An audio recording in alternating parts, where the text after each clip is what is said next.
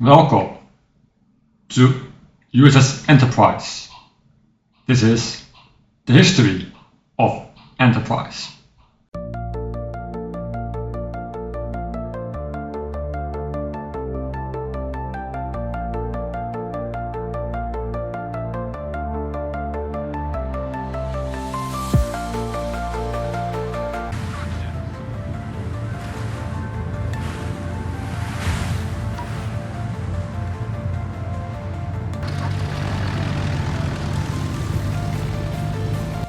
I'm going to do Enterprise again, but in a calmly manner. She was built in Newport News Shipbuilding and Dry Dock Company in Newport News in Virginia. She was laid down on 16 July 1934. She was launched on 3 October 1936 and commissioned on 12 May 1938. She had 19,875 tons standard of displacement, 251.38 meter in length, 33.47 meter in beam and 7.90 meter in draft. She had 9 Babcock and Wilcox boilers, 4 Parsons turbines, 2,755 or 4,360 tons of fuel oil, 32.5 knots at 120,000 shaft horsepower and 1200 nautical miles at 15 knots. She had a main belt of 102 mm, a transverse bulkhead of 102 mm, a main deck at 38 mm, a conning tower at 102 mm side and 15 mm on the top. She had 8 times 1 127 mm 38 Mark 12 secondaries, and for anti-aircraft she had 40 8 times 2 and 6 times 4 40 mm Bofors and 50 times 1 20 mm Oerlikons. Her aircraft was 75 to 95 aircraft in total, and it was divided by Grumman F-6F Hellcat fighters, Vought F-4U Corsair fighters, Grumman TBM Avenger torpedo bombers, and for dive bombers she had Douglas SBD Dauntless and the Curtiss SB-2C Helldivers. In complement she had 230 officers and 1,990 people enlisted. By the mid-1930s, the United States Navy had close to 20 years of experience with aircraft carriers. Over 3 generations of the type Langley, Lexington and Ranger, the Navy acquired a wealth of knowledge on aircraft carrier construction and application. They were one of the nations on the forefront of carrier technology. Although USS Ranger was the first purpose-built carrier of the US Navy, she ultimately proved to be a disappointment. Ergo, the Navy decided to spend the last remaining CV tonnage allocated from the Washington Naval Treaty to build 2 new vessels of 20,000 tons displacement. The new Yorktown-class carriers that would incorporate the lessons learned on the construction of Ranger, but improve on protection, one of Ranger's glaring deficiencies. 20,000 tons per ship would be sufficient compromise that allocated enough tonnage to apply armor deemed adequate by the Navy. The focus of the armor was to ensure that it would be able to mitigate damage from the shells of 152 mm caliber and below. As such, both the main armor belt and transverse bulkheads that covered the citadel were 102 mm thick. In consequence, the horizontal protection was limited. A main deck, 38 mm thick at best. Furthermore, a torpedo bilge was placed on top of the main belt. It was of a triple chamber design. The inner layer was filled with air to dampen the impact, and the outer 2 layers were filled with fluids to spread out the shock. The system could mitigate explosions under 400 pounds of TNT, about half of what a battleship can sustain. In order to simplify design, the aviation facilities for the Yorktown class were similar to the ones used on Ranger. Therefore, the single deck hangar was built on top of the hull and the main deck used as the hangar deck, and the fly deck was unarmored and built on top of the hangar. The hangar itself was built using light steel and not fully enclosed. Many of the side plates were on rollers and could be pushed away to expose the internals. This had the benefit: aircraft could be warmed up while they were still inside the hangar. And during combat fires During combat, fires could be properly ventilated and debris thrown out. As standard fleet carriers, the Yorktown class had 3 elevators across the flight deck and 2 steam catapults positioned forward.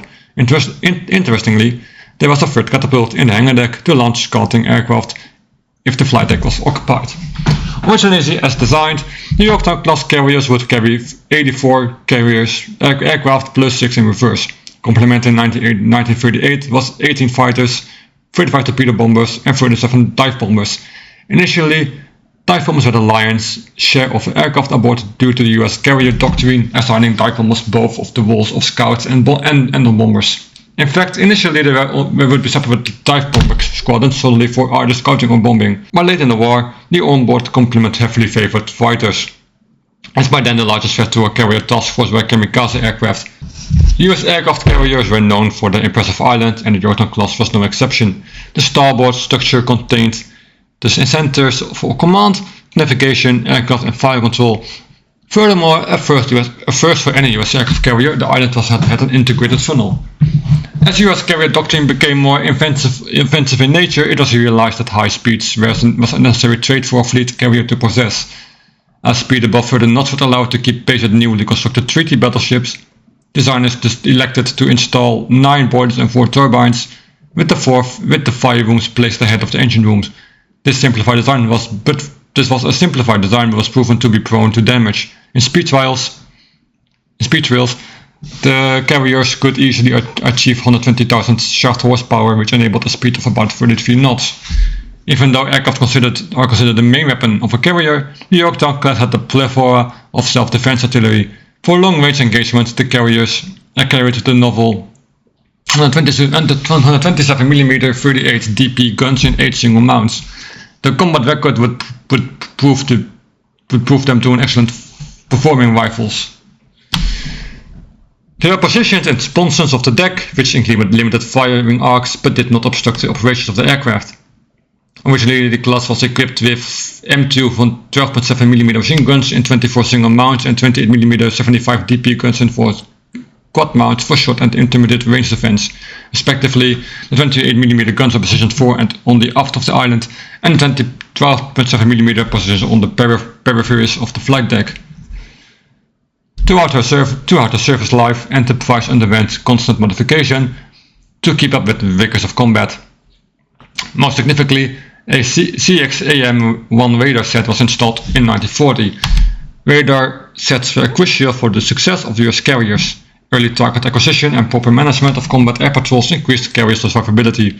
By 1942, Enterprise had her hangar catapult removed, as it was useless, and her wooden crest barriers were replaced with canvas ones. They caused less damage to the aircraft, the ship and the pilot. Constant alteration of her anti-air armament was a common theme. From the start, the machine guns lacked hitting power and 28mm guns had poor performance. The modification started in 1942, she replaced her 12.7mm guns with 30 and later 50 Oerlikon 20mm autocannons. In 1943, she underwent a major refit. This brief respite allowed the crews to replace 28mm with 40 Bofors 40mm autocannons. The Mark 42 fire directors were replaced with the newer Mark 38, which could not only track fast moving targets but low flying targets as well, along with a combat information center installed in this island. Enterprise was fitted with facilities to handle night carrier operations. Furthermore, she received 3 torpedo blasters to cover her main belt and received her first complement of Grumman FC-6 F fighters. Enterprise's last major refit came in 1945, knowing the degrees of potential potency of 20mm cannons in the light of kamikaze. Many were replaced by 40mm cannons. USS Enterprise was the second of the Yorktown class aircraft carriers. She was laid down 16 July 1934 at Newport News Shipbuilding Untitled Company in Virginia and launched 3 October 1936. Nearly 4 years after her hull was laid down, USS Enterprise, lately lovingly dubbed the Big E and the Grey Ghost, the 6th aircraft carrier built for the United States Navy, was commissioned on 12 May 1938 and given orders to join the Pacific Fleet. The United States kept a close eye on the eastern side of the Pacific during the 1930s, alarmed by Japanese aggression in the Far East and the incidents leading up to the outbreak of the Second Sino-Japanese War. in a gambit to deter Southern Japanese expansion towards resource-rich British, Malaya, and the Dutch East Indies.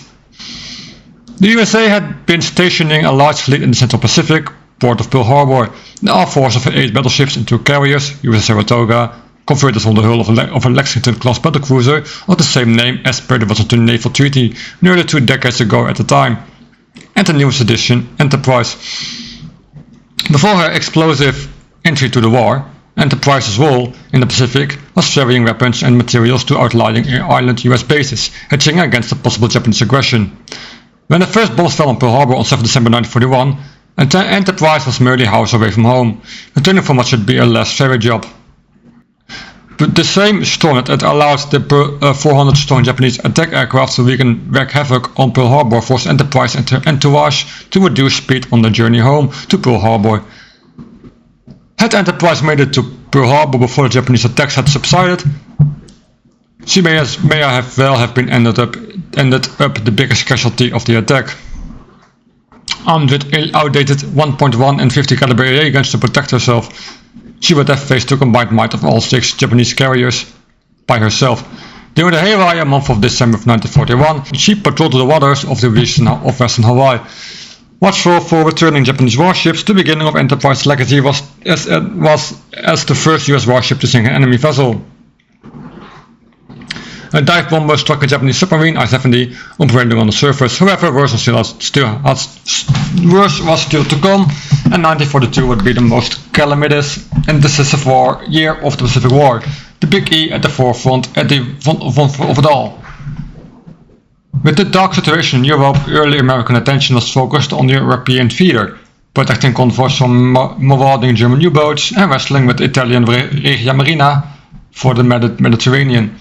Subsequently, American strategy was a forced stance of an offensive-defensive in the Pacific theater. Saratoga was taken out of action in January by a Japanese submarine and couldn't rejoin until May.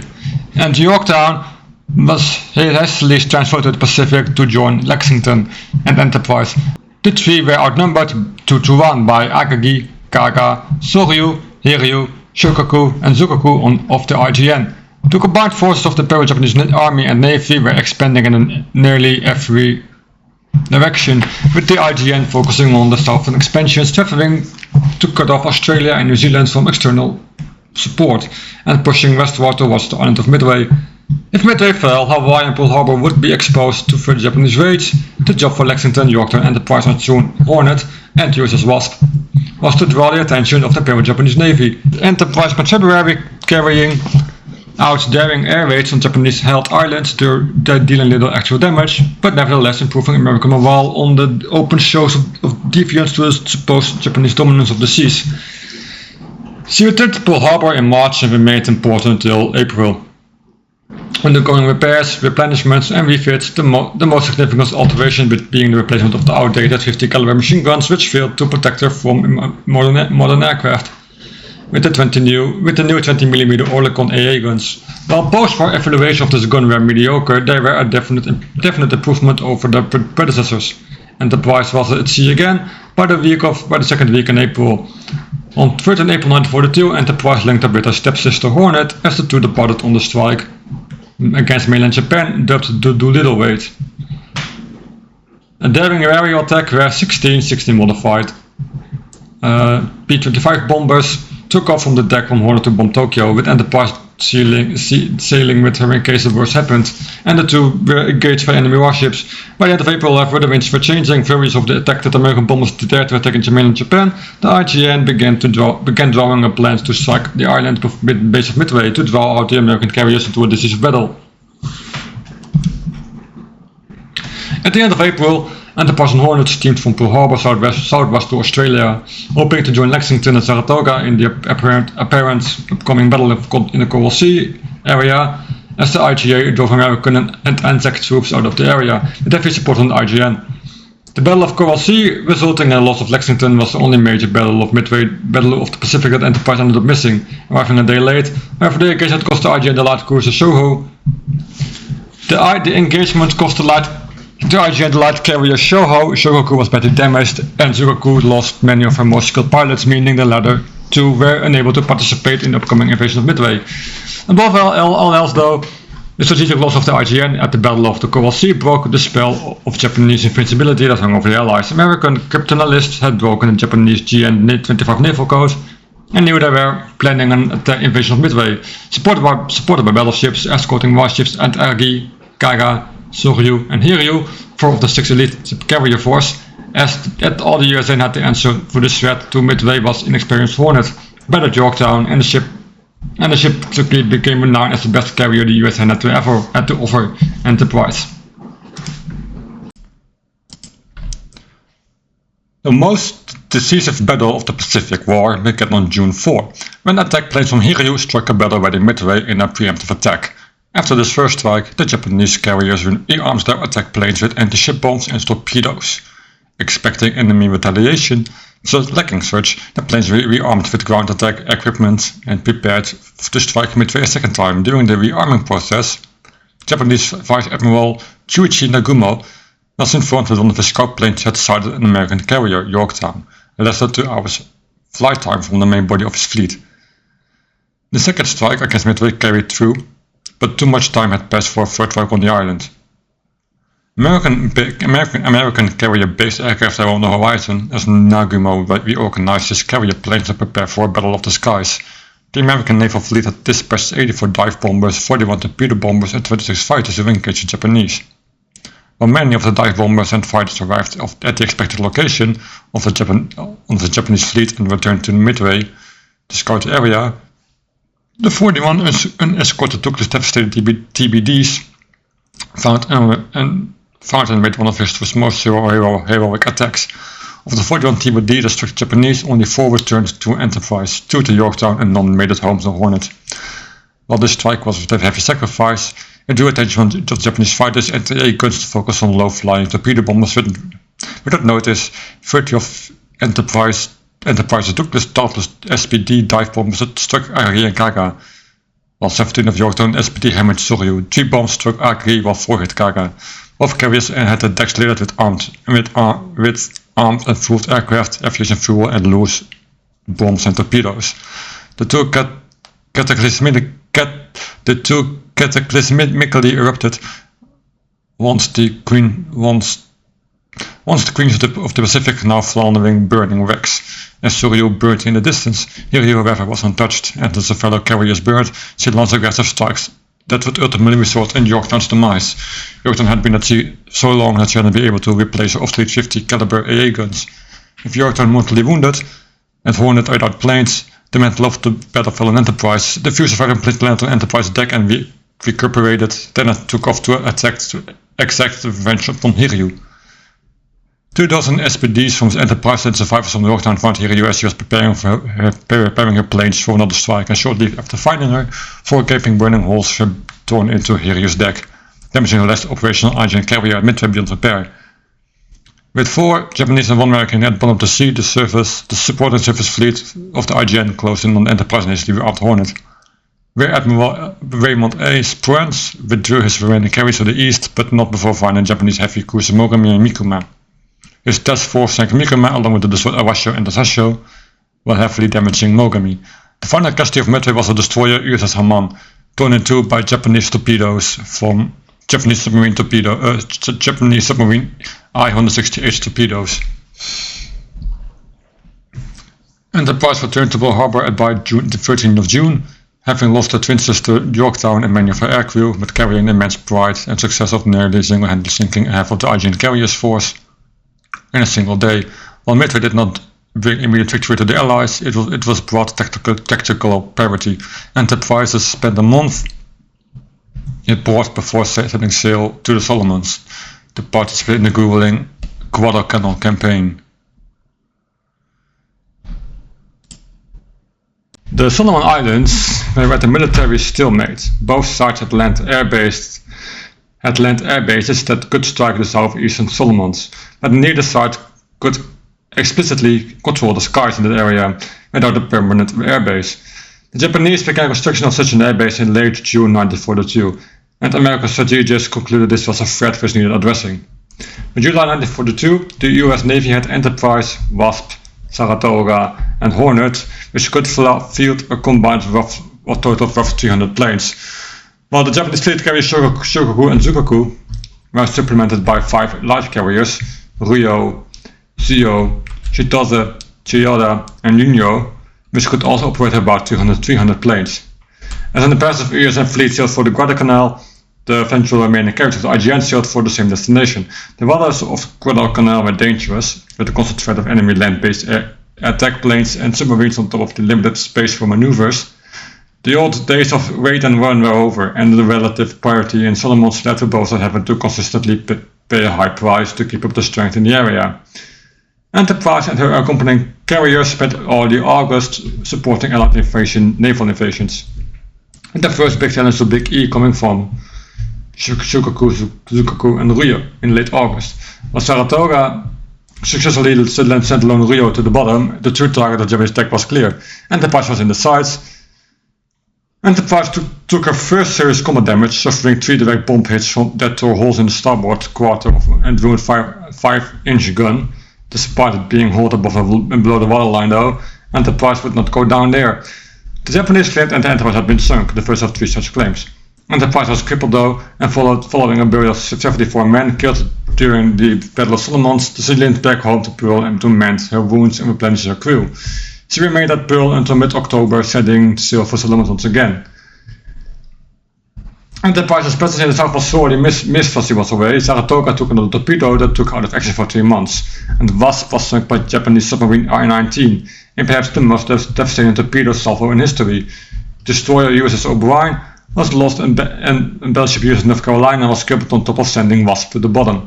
By late September, inexperienced Hornet was the only operational ship in the area, and Enterprise was needed more than ever. Steaming from Pearl armed with 40mm Bofors autocannons, which would become the most dependable intermediate anti-aircraft weapon in the war, alongside the newest addition to the fleet, South Dakota. Enterprise was reached the calamitous waters of the Solomons on 24 October. 2 days later, Enterprise scout planes spotted an opposing Japanese armada, and the Battle of the Santa Cruz was underway. The scout planes that spotted the armada also spotted light carrier Zio, and they promptly punched the holes in the flight deck, forcing her out of battle early. Zio would fight Enterprise, and again, however, across 2 days of battle, Hornet was lost, leaving Enterprise all on a lonesome against Japan. Enterprise took a couple bombs to the flight deck, but a combat air patrol and heavy AR and patrol 2 Japanese attack planes, and expertly dodged 9 torpedo waves and dozens of bombs. Although the naval aviation battalion of the Pacific Fleet was now down to Enterprise alone, every battle had cost the Japanese far greater aircraft and pilots than the American losses.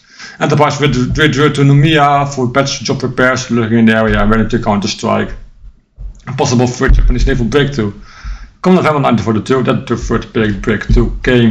Unfortunately for the IGN, 3 of the 5 carriers of the Japanese had in the area were either too badly damaged or lacking sufficient air crews to support the battle, and the remaining 2 did not support operation. Due to hasty repairs, Enterprise was not in full fighting condition, but she had no enemy carrier to contest her in the sky.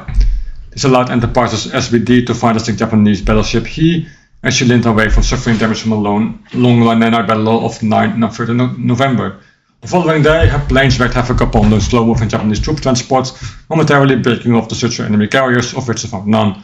After the brief sinking of the heavy cruiser Kinugaza, the planes returned and divided attention to the transports. At the end of the campaign, the Japanese went down 2 battleships, 3 of the 5 carriers were badly damaged, and hope for the control of Solomon was lost.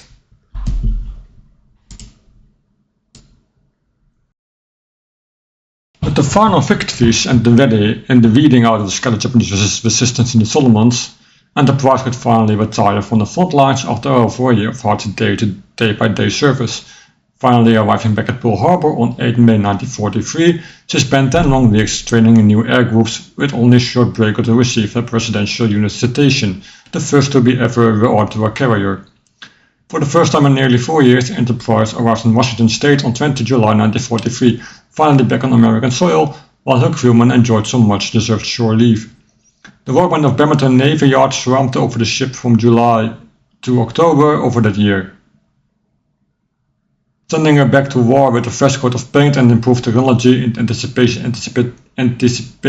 of the upcoming years where the ship would be operating in enemy territory. Enterprise was back at Pearl by 6 November. New crew members, new captains, new planes, and new technology to prepare for the coming years of conflict. The relative full lull of 1943 was coming to an end, and now Enterprise and Saratoga, the surviving veterans of 1942, were joined by the 7 new Essex-class carriers and 9 new Independence-class light carriers, forming the base of the new fast carrier task force that would become the USN.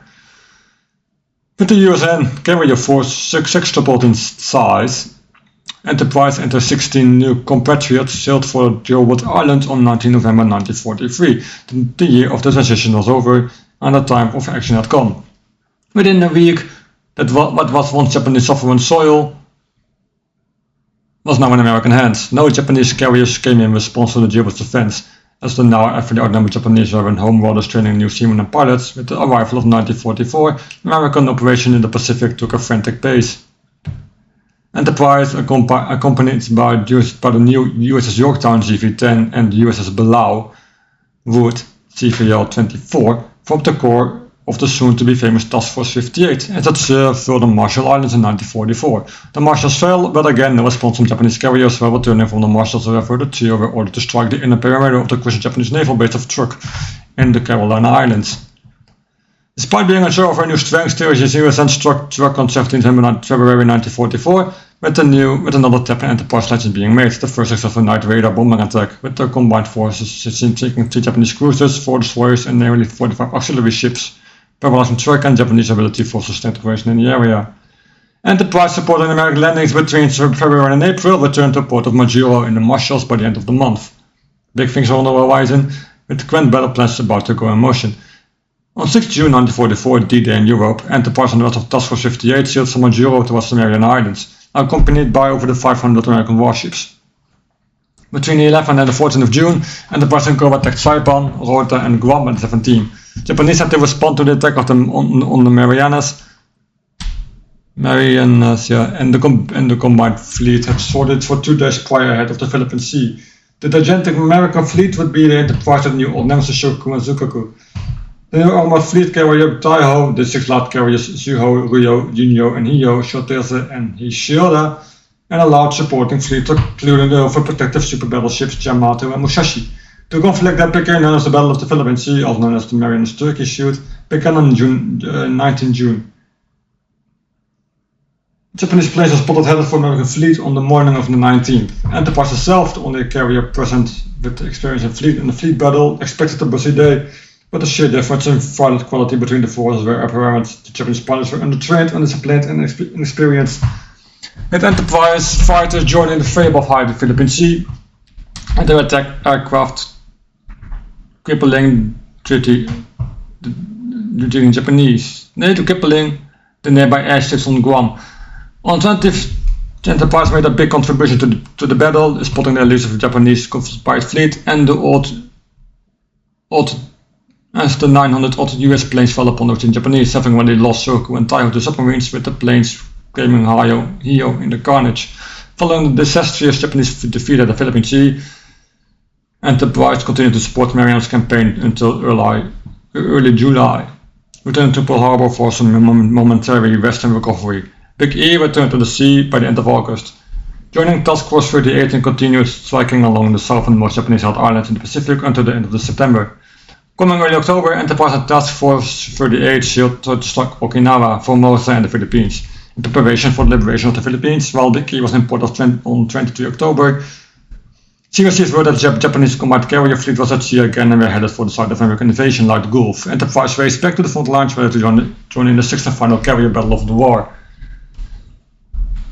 The Battle of Light Gulf was really 4 separate battles, regarded as a single one in a key theater of war both sides were heavily invested in. Enterprise was the only carrier out of the 34 carriers present to strike all 3 Japanese groups. Enterprise fell on the southern force in the early morning of 24 October, softening them up for the following night's battle in the Battle of Surigao Strait that would prove fatal to the Japanese. On the day after the 24, Enterprise Air Group attacked the center force, mercilessly beating Musashi until she finally sank after taking a legendary amount of punishment, with Big E sharing the kill on the history's biggest battleship. While sending Musashi to the bottom, her plane spotted the Shohan Japanese northern force. By the early morning of 25, Enterprise and 9 other fast carriers jumped on the northern force, sending Zukaku, Zuho, Chiyoda, and Shoteze into the waves. With Enterprise claiming the main column Zuho, Following the final conflict of Light Gulf, the Battle of Samar, where outnumbered and outgunned escort carriers and destroyers courageously held off remnants of the Japanese center force, the Battle of Light Gulf was a decisive American victory, with the battle being the last major battle of the IGN called muster and the final carrier battle of the war. The Japanese were not going so easily, however, and on 29 October, Enterprise crew had first-hand encounter with one of the last-ditch weapons of the Japanese armed forces, the kamikaze. While the kamikaze missed air prize near nearby USS Franklin and Balao Wood took some serious damage from the suicide craft, such a weapon drastically changed the momentary feeling of the comfort after Light Gulf. Such an unconventional and unexpected weapon that proved its deadly repellent capability dispelled optimism of the Big E sailors. The Japanese men drew near, as did the threat of the land-based aircraft and more kamikazes. Enterprise spent November of that year patrolling the northern shores of the Philippines with Task Force 38, before finally returning to Pearl Harbor on 6 December. When she left for the Philippines on the 24th, she was a different carrier.